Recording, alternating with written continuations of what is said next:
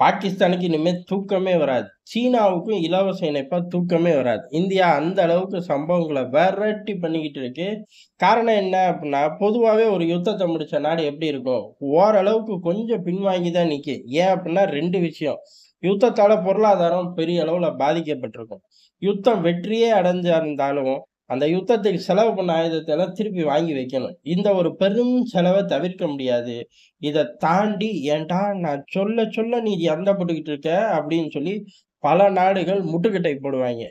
அவன் சொல்லாம அதாவது யுத்தத்த நிறுத்துன்னு சொல்லியிருக்க கூட மாட்டான். ஆனா உள்ள வந்து குதிச்சு விளையாடுவேன் அப்படின்னு ஒத்த கால்ல ஐரோப்பாலாம் நிக்கும். இந்த அம்புட்டு நொள்ள நாட்டியங்களையும் தாண்டி ஒரு நாடு எந்திரிச்சு வளர்ந்து வர்றதுதான் சாதனையிலயும் சாதனை. ஆனா இந்தியாவ பொறுத்தவரையும் பாகிஸ்தானோட ஒரு சின்ன யுத்தத்த முடிச்சோம். முடிச்ச கையோட ஊர்ல உள்ளவன்லாம் வம்பு பேசக்கூடாதுன்னு ராஜதந்திர ரீதியில ஒரு அரசியல ஆரம்பிச்சோம். அது ஒரு பக்கம் வெற்றிகரமா போய் முடிஞ்சிருச்சு. அடுத்த விவகாரம் அப்படிங்கிறது கண்ண மூடி தொறக்கறக்குள்ள ஸ்டாக்க ரீஃபில் பண்ண சொல்லி ராணுவத்துக்கே உத்தரவு போட்டோம். ஏன் அப்டின்னா, ஆப்பரேஷன் சிந்தூர் இன்னும் முடியவே இல்ல ராஜா. எப்பனாலும் நாங்க திருப்பி அடிப்போம் பார்த்துக்க அப்படின்னு சொல்லி பாகிஸ்தானுக்கு ஒரு எச்சரிக்கைய குடுத்தோம். குடுத்த கையோட ராணுவ வலிமை தாறுமாறா அதிகரிக்கிறோம். இதுதான் ரொம்ப முக்கியமா பார்க்கப்படுது. புதுசா நெறைய ஆர்டர்கள பிளேஸ் பண்றோம். ஏற்கனவே ஏகப்பட்ட விஷயங்கள உள்ளுக்குள்ள கொண்டு வந்திருக்கோம். இப்போ புதுசாவும் கண்டுபிடிச்சிருக்கோம். 3மே வெவ்வேற டைரக்ஷன். ஒண்ணு வாங்குறது, இன்னொன்னு இந்திய தயாரிப்புகள ராணுவத்துல சேர்த்தது, இன்னொன்னு கண்டுபிடிச்சது. இப்படி எப்படி சமகாலத்துல டிராவல் பண்ண முடியுது அப்படின்னா, ஏற்கனவே இந்தியா உஷாராயி பல வருஷம் ஆயிப்போச்சுடா. அந்த உஷாரான தன்மை தான் இன்னைக்கு ஆபத்து காலங்கள்லயும் சிறப்பா செயல்பட நம்மள வைக்குதுங்கிறது தான் எதார்த்தமான உண்மை. கடல்ல பலத்த அதிகரிக்கிறோம். இது ஒண்ணும் சாதாரண விஷயம் கிடையாது. அதுலயும் இந்திய தயாரிப்பையே பெரிய அளவு உருவாக்கி கடலுக்குள்ள கொண்டு போக ஆரம்பிக்கிறோம்.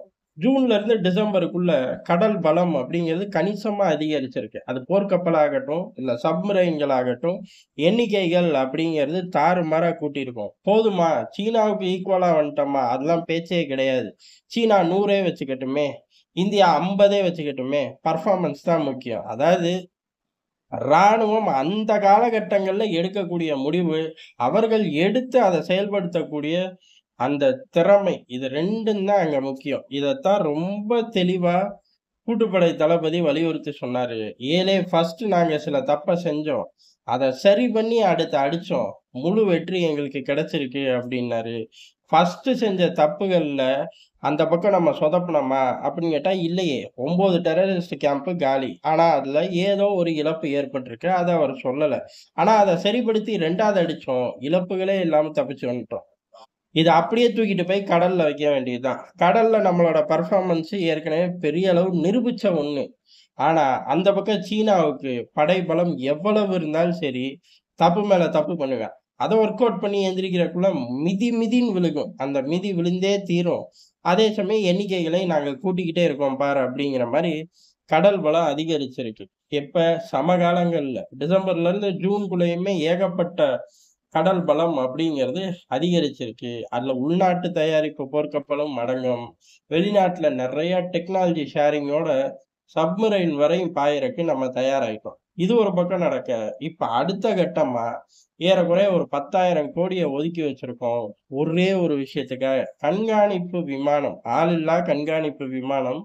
இத வாங்குறக்காக பெரிய அளவு டீல் போட்டு ஒதுக்கி வச்சிருக்கோம். கூடவே எந்த இதுக்கு கோர்ட்டுக்கு வரானோ, அவன்கிட்ட டெக்னாலஜி ஷேரிங்கையும் வாங்கி, உள்நாட்டிலேயே தயாரிக்கிறது. அதாவது இந்த வாங்கப் போற விமானமும் 50-50 டிரான்சாக்ஷன்க்குள்ள கொண்டு வர்றது.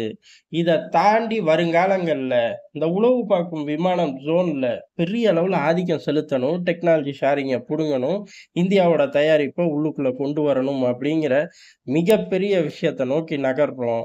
அதே சமயம் அதுல இந்திய மிசைல்களே புகுத்துற மாரி விஷயங்களை கொண்டு வரோம். ஏன் அப்டின்னா, வெறும் கண்காணிப்பு மட்டும் நம்ம இப்ப குறிவைக்கல. கண்காணிப்பு பிளஸ் தாக்குதல் அப்படிங்கிற அந்த ரேஷியோ படி தான் நம்ம இப்ப குறிவைக்கிறனால, அதுக்காக இப்ப பெரிய அளவுல முயற்சிகள் நடந்துகிட்டு இருக்கு. இப்படி ஆயுத சந்தைகள்ல முயற்சி ஆனாலே 2 பிளேயர் தான் ஃபர்ஸ்ட் வந்து நிப்பார்கள். இல்ல நானும் பெரிய பிளேயர்ன்னு பிரான்ஸும் வந்து நிக்கும். உண்மையும் கூட. அது தனி கத தான்.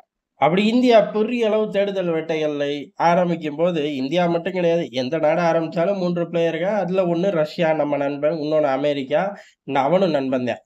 எதிரின்னு மட்டும் சொல்லி பாரேன். அப்படிலாம் நம்ம கேட்க போறதே கிடையாது. என்னைக்கும் நீ நண்பன் தான். என்ன ஒண்ணு, எப்ப நீ முதுகுல குத்துவேன்னே தெரியாதப்பா.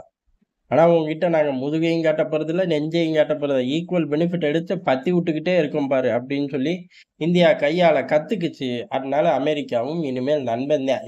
எப்பயுமே நண்பன் தான்டா. அதுக்கு முன்னாடியும் நண்பன் தான். இருந்தாலும் இந்த ஒரு ரேஷியோல இருந்தா, இந்த கெட்ட பழக்கம் அவன விட்டு போகாது. நம்ம தள்ளி இருந்தோம்னா காரியத்த சாதிக்கலான்னு அந்த ஜோனுக்குள்ள போயிட்டோம்.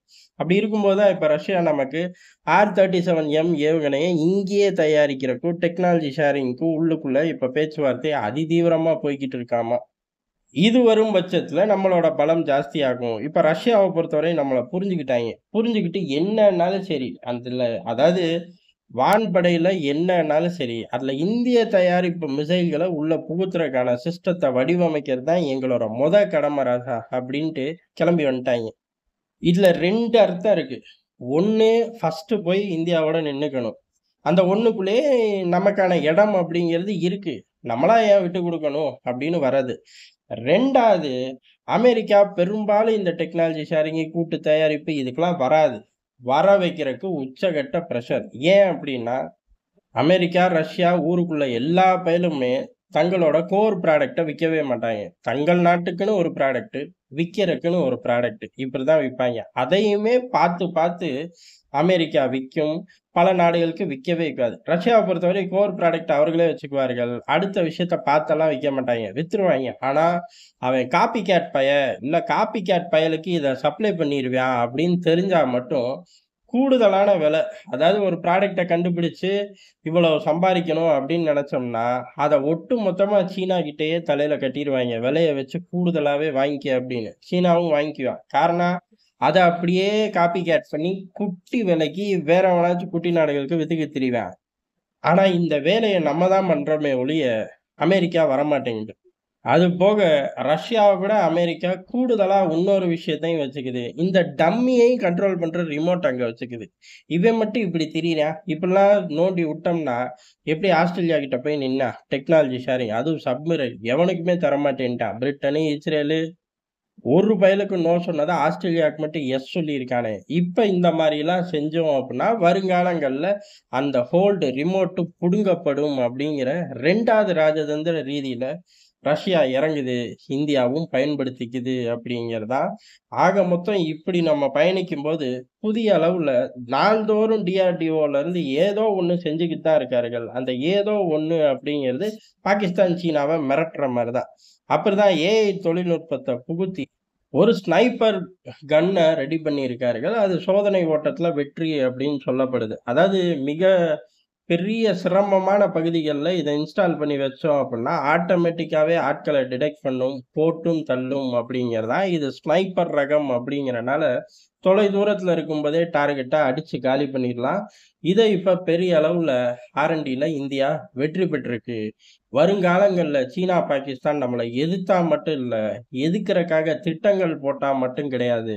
பொதுவாவே நம்ம இருக்கிற திசைய பார்த்து, இவனுங்க வேற பெருசா வளந்துட்டாய்ங்க. என்னைக்கு நமக்கு டிக்கெட்ட கிழிச்சு தரப்போறாய்ங்களோ அப்படின்னு ஒரு பயத்தோடயே தான் இருக்கணும். இல்ல, இல்ல சீனாலாம் ரொம்ப பெரிய ஆட்கள் அப்படின்னா, அந்த ரொம்ப பெரிய ஆட்கள் தான் தொடர்ந்து நம்மகிட்ட மல்லு கட்ட முடியாம, யுத்தங்கள ஆரம்பிக்க முடியாம, குட்டி, குட்டி சண்டைகள கூட ஊடுருவி 2 அடி எனக்கு, 1 அடி உனக்கு எல்லா தியரியும் யூஸ் பண்ணி 1 இன்ச் கூட பண்ண முடியாம கிழிஞ்சு தொங்க விட்டு கடைசியில சமாதான பேச்சுவார்த்தை நடத்தி பின்வாங்கி ஓடும்போதும், சீனா நம்மள காட்டிலும் உயரம் ஜாஸ்தி தான். ஆனா, அத வச்சு ஒண்ணும் சாதிக்க முடியலைங்கிற எதார்த்தமான உண்மைய புரிஞ்சுக்கிட்டோம்னா, அடுத்து நம்மளோட பலம் கூடும்போது, சீனா ஆட்டோமேட்டிக்கா நடுங்கி போயி ரவுண்ட் த கிளாக் நிக்கும் அப்படிங்கிறது தான்.